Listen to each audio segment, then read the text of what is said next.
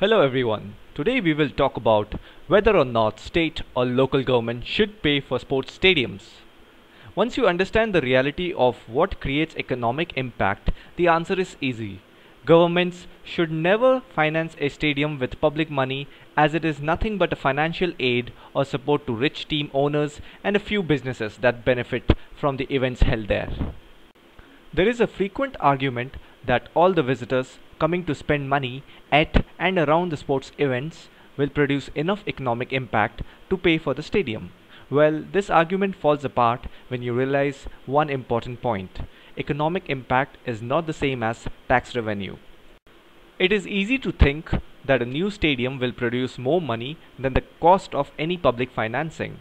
However, it doesn't matter if businesses earn more money than taxpayers shelled out to build the stadium. What matters is whether the taxes collected from all that money spent by a single visitor during the event are more than the taxpayers' cost. Let's take an example. A visitor travels from one state to another to watch an IPL match might spend 4,000 rupees on an airplane ticket, 1,500 rupees on hotel, 1,000 on food plus 2,000 extra on the ticket to the game. That sounds like a lot of economic activity for just one visitor. However, the plane ticket generates roughly zero money for local and state governments. There may be some airport taxes, but they will go towards running the airport. The hotel stay probably produces 200 to 250 in tax revenue. The restaurant bills produces again 200 to 250 in tax, and the game ticket will produce another 200 to 250. That means the over 8,500 rupees spending really amounts to around 750 rupees in tax revenue.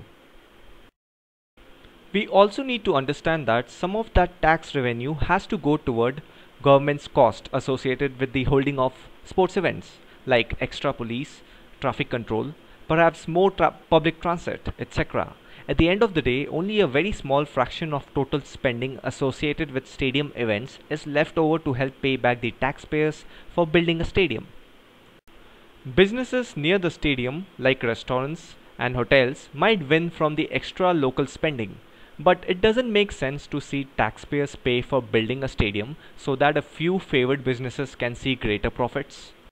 And another point that we need to understand is when people spend money to go to a sporting event, they cannot just get that money out of thin air. Rather, the money comes from their family budget, meaning something else has to be sacrificed. That it's a trade-off. You better have A over B. You can't have both. I'll give you an example.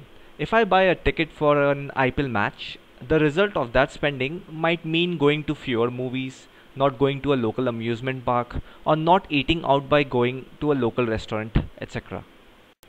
Stadiums never focus on the fact that other businesses are going to lose a roughly equal amount of spending that I would have done instead. All that substitute spending would also have produced tax revenue. Those taxes associated to sporting events are not at all new revenues, but mostly just substitute for taxes that would have been collected on an alternate activity. That's why we see few overly expensive outlets of famous eatery, clothing brands inside the stadiums. In fact, local or state government get new tax revenue from stadium related events in only two ways. One, steering purchases toward activities with higher tax rates, and second, taxing the poor out of town visitors. Hotel stays are usually taxed in the 10 to 12% range, much higher than ordinary sales tax.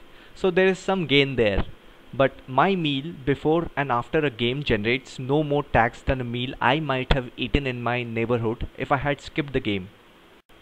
Thus the second way for capturing new revenue is from the out of town visitors. State government taxes in India varies from state to state. These are entertainment tax, luxury tax, road tax, and VAT, value added tax. Suppose I live in Hyderabad, 2 hours of flight to Mumbai, now I am in a different tax jurisdiction.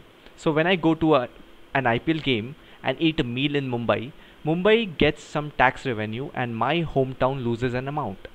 If the IPL game in Mumbai attracts visitors far enough away to stay in hotels, Mumbai wins some more on tax revenue.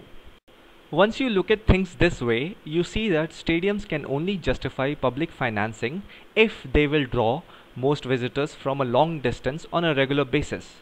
The IPL, BCCI does that.